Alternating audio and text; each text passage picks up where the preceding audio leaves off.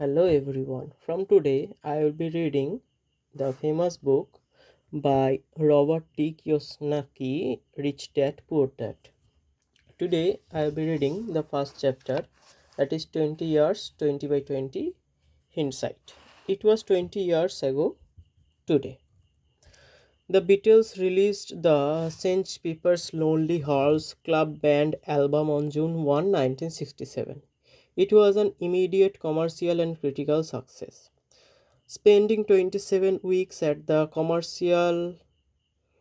top of the album's chart in the UK and 15 weeks at number 1 in the United States. Time magazine declared St. Pepper's a historic departure in the progress of music.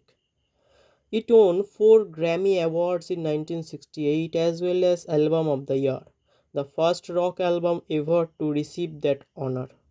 Rich Dad Poor Dad was released 20 years ago, on my 15th birthday on April 8, 1997. Unlike the Beatles story, the book was not an immediate commercial success.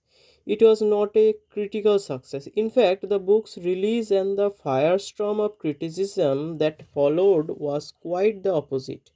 Rich Dad Poor Dad was originally self published because every book publisher we approached turned my book down.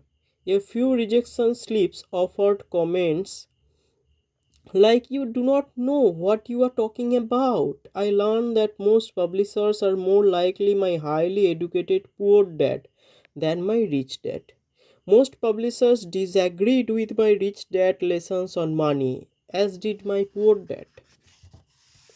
20 years today. In 1997, Rich Dad Poor Dad was a warning, a book of lessons about the future.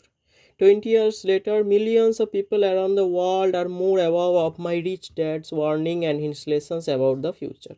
With 20 by 20 hindsight, many have said that his lessons were prophetic.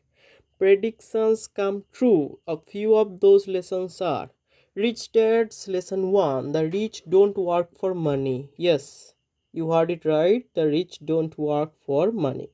20 years ago, a few publishers turned my book down because they did not agree with Rich Dad's number 1 lesson. Today, people are more aware of the growing divide between the rich and the everyone else. Between 1993 and 2010, over 50% of the increase in the national income in the United States went to the wealthiest 1%. Since then, things have only gotten worse. Economists at University of California found that 95% of the income gains between the years of 2009 and 2012 also went to that wealthiest 1%. The lesson: the increases in income are going to entrepreneurs and investors, not to employees, not to the people who work for money. Rich Dad Lesson: Savers are losers. 20 years ago, most publishers vehemently disagreed with this lesson from Rich Dad. For the people and middle class, saving money is a religion, financial salvation from poverty, and protection from the cruel world. For many people, calling savers losers is like taking God's name in vain. The lesson: a picture is worth 1000 words.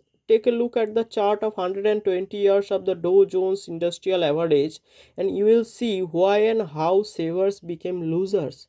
The chart shows there have been 3 massive stock market crashes in the first 10 years of the new century. The chart below illustrates these 3 crashes.